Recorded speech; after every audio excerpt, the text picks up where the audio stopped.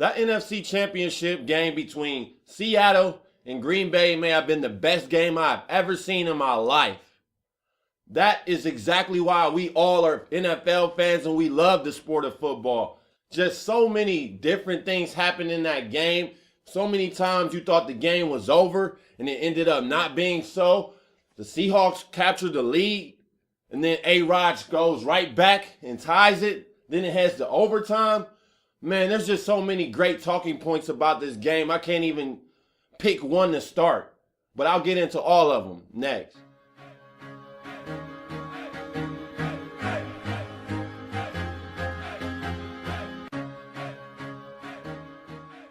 Welcome back to the Best Damn Sports Blog. Back again, here to talk NFL with you guys, specifically that great NFC Championship game we just seen between the Green Bay Packers and the Seattle Seahawks. I'm telling you, there was no game like it. That game left me speechless. I was in awe. I could not believe what I had just witnessed. That great comeback by the Seattle Seahawks when no one gave them a chance to win probably at halftime. I thought the game was over when it was 16-0 heading into the half. Seattle trailed 16-0 heading into the half. Had 3 yards in the first quarter. 3 yards in the first quarter of total offense. 5 total turnovers in the game. And they somehow pulled out the victory. Russell Wilson had 4 interceptions and pretty much played terrible for the first 55 minutes of the game. But the last 9, which is including overtime, he was perfect. And he made the right plays at the right time and guided the Seahawks to victory.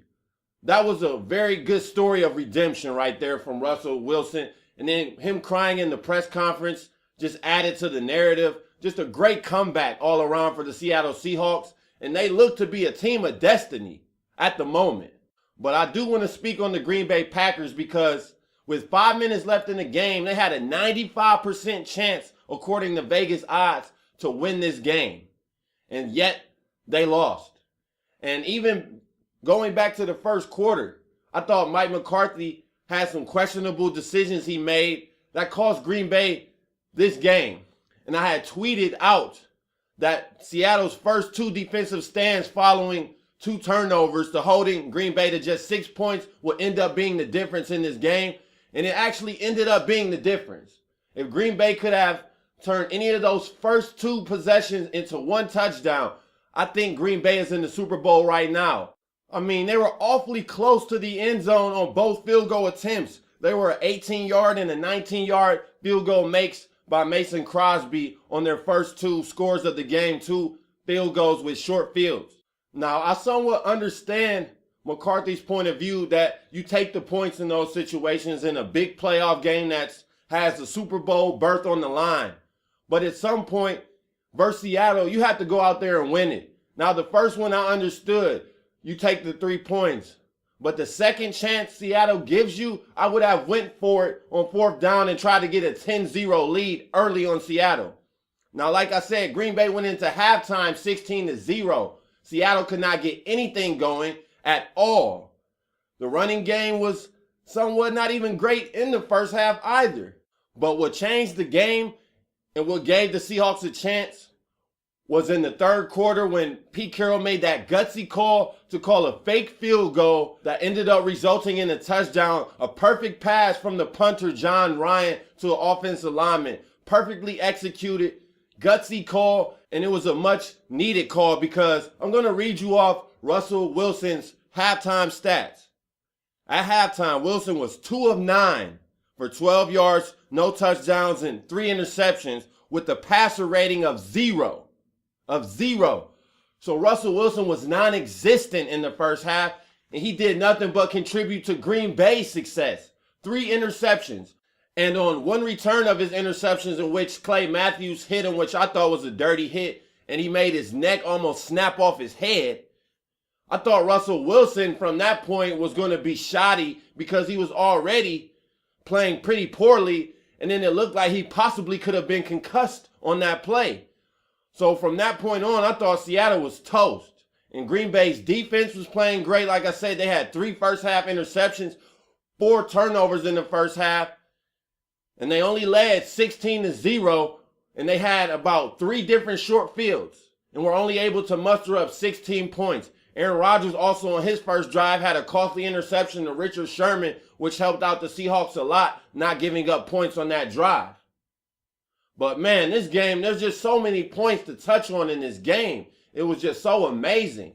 The Seahawks, they have been a great second half team all season. I believe they have outscored their opponents by over 100 points this season in the second half, and this game was no different.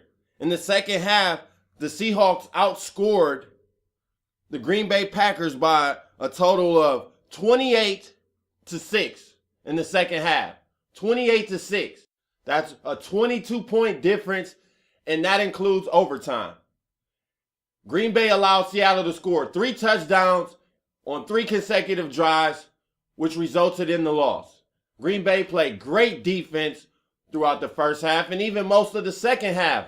But those final 3 drives, they could not stop the Seahawks. And even when Green Bay got that interception with about 5 minutes left, I'm pretty sure everyone thought the game was over. But Burnett's mistake of not trying to run the ball back into the end zone following interception and just sliding cost the Packers. They thought the Packers would have been able to run out the clock as they did against Dallas with about 4 minutes to go last week, but that wasn't the case. Mike McCarthy played it conservative. He ran the ball on 3 straight plays, and on first down, Lacy got stuffed and lost yards, so it didn't make sense to not put the ball in Aaron Rodgers' hands to allow him to get the first down, and that was costly. Seahawks got the ball back and went on to score, cutting the lead to just 5 points. 19-14 was the score.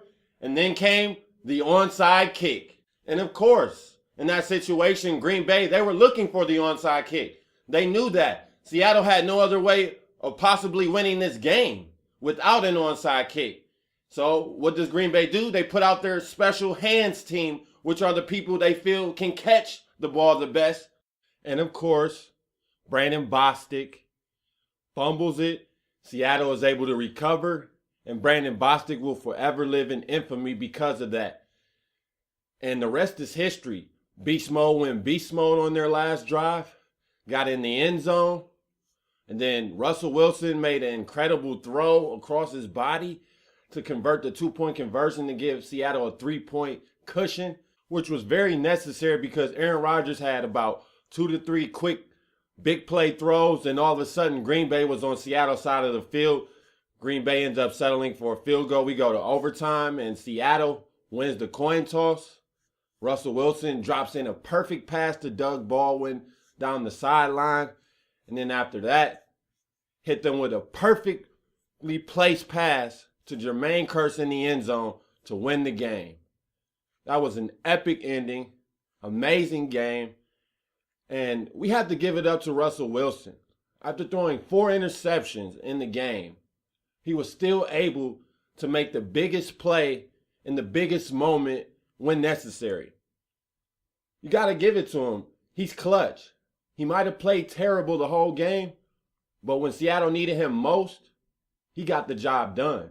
But this cannot go without saying, without Marshawn Lynch, I don't believe this comeback happens. Marshawn was key in this comeback, finished with over 100 yards rushing. And like I said, he had the key 24-yard touchdown rush to give the Seahawks the lead.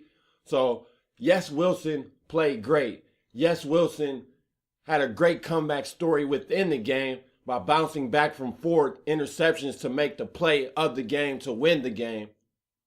But without Marshawn Lynch, none of that would have been possible. He carried them when Wilson couldn't. And when Wilson finally got it going, it was murder she wrote for the Packers. And with their win, the Seahawks become the first defending Super Bowl champions to make the Super Bowl since the 2004 New England Patriots.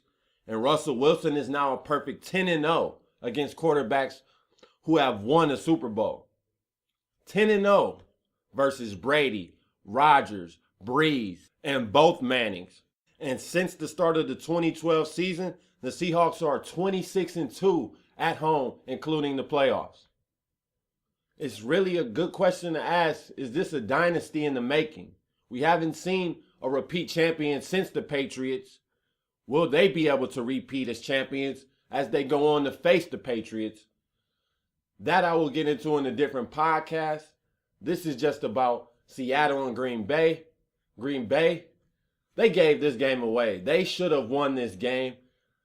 They very well could have been up 21-0 in the first quarter on the Seahawks, settled for field goals early, and it came back to haunt them in the end.